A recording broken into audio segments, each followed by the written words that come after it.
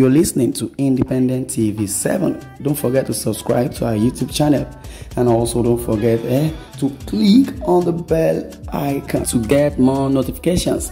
Thanks for watching.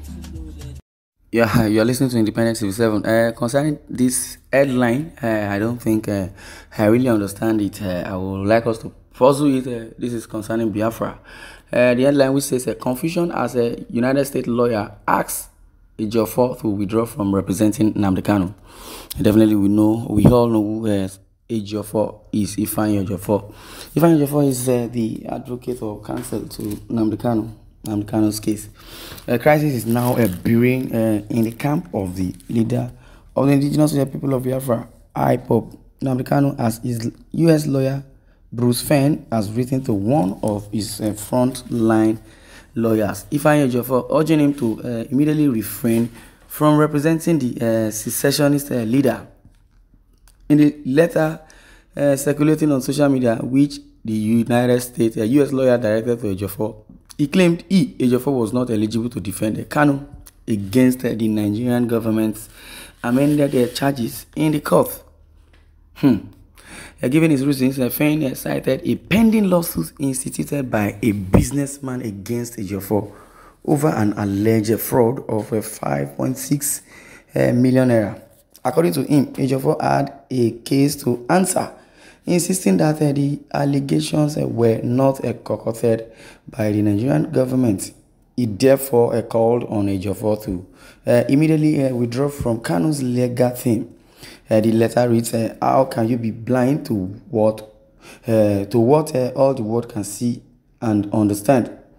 According to the public record, you have a blatant conflict of interest in representing Nnamdi to defend against the federal government of Nigeria's amended charges in the Federal High Court of Nigeria, Abuja Judicial Division, holding in Abuja charge number FHC/ABJ/CR/383/2015 in violation of Rule 10 of the Nigerian Rules of Professional Conduct. The public record shows that you have a conflicting interest to sabotage Nnamdi defense in exchange for leniency or a pardon in the pending fraud prosecution against you in FRN. Fein Ejiofor and 2 ORS charge number CR/950/2020, court number 3, Federal Capital Territory High Court, Abuja Metama, before Honorable Justice M.E. Aneni. The next hearing in your prosecution is scheduled for March 30, 2022. The public record establishes that the fraud charges were not concocted by the FGN to prompt your representation of Nnamdi.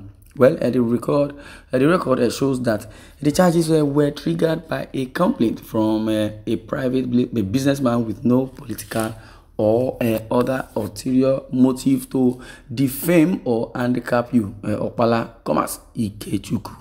Okay, now, among other things, he stated in a complaint to the Economic and Financial Crimes Commission that you defrauded him of 5.6 million naira by conspiring to represent a forged land or title documents as authentic.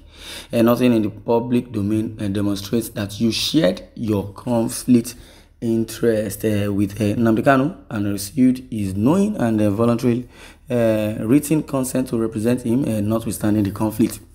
You are saddled with a professional and a personal duty to rescue yourself immediately from further representation of Nnamdi and to apologize for your negligence and to neglect to do so earlier.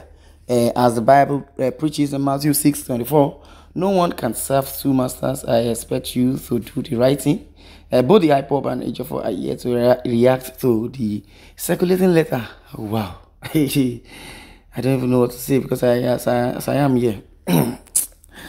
The issue of Nnamdi and Ejiofor or whoever is involved in this Biafra of 15 Yoruba nation, I don't have interest much. But as it is, since that wise man is the one indicting Ejiofor, so very, very funny.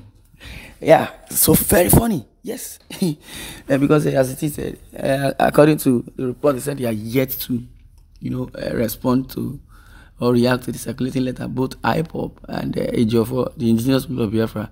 Because if you're pointing an accusing finger to somebody, at least one, the rest four is pointing at you. Well, let's quickly shift to the comment section and see how people, because as it is now, they are ready to mock anybody. There will be chaos in here. Just watch and see how it goes. Well, someone said that's not American professional use of English language. It's Nigerian pattern of grammatical expression. Okay, I don't really know where to start from, but I just only read one of the comments.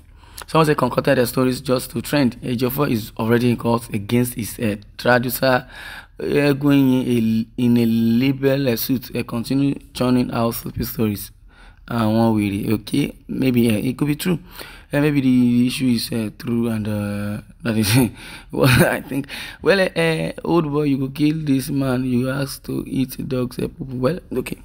Now, he who comes to equity must do so with clean hands. That is it. Justice for one, justice for all. And that's why I'm laughing, because I believe he's also a legal practitioner, so he should know what to do and should do the needful. Yes, I mean Ejiofor, Fein Ejiofor.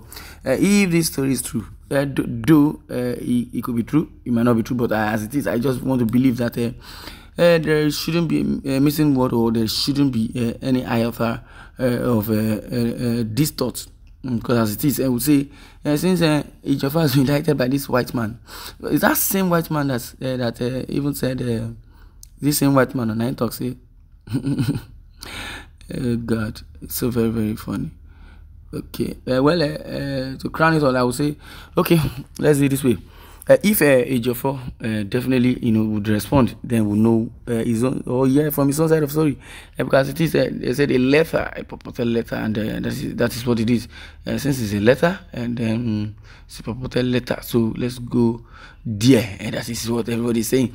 That until Ejiofor, comes open clean and tells Nigerians that, oh, it was a mistake, or rather says he was involved and everything has been settled. Yes, that's when Nigerians will be settled. But notwithstanding, this is just a minor case, and that's not the problem of Nigeria. The problem Nigeria is facing now is so enormous than 5.6 million suit or bribe. If he has admitted, and let him go and settle himself, that is what I believe. The God factor, like they said, say he who come with a clean hand, or he who want to indict somebody, should also check himself. Maybe he still have blemish, like what the Bible says concerning Stephen, that would have been stoned to death, when so many people were picking up stone to stone him, label him as a sinner. We don't know what the Spirit of God said was that he who have no sin should cast the first stone. Yes, you will not get sin, cast the first stone. So that is a good illustration, or a good answer, or good question to be asked of those who want to nail Ejiofor, or rather condemn him. This is where I'm going to draw the curtain. I would like you to share your views in the comment section. Thanks for listening, and God bless you. Wow.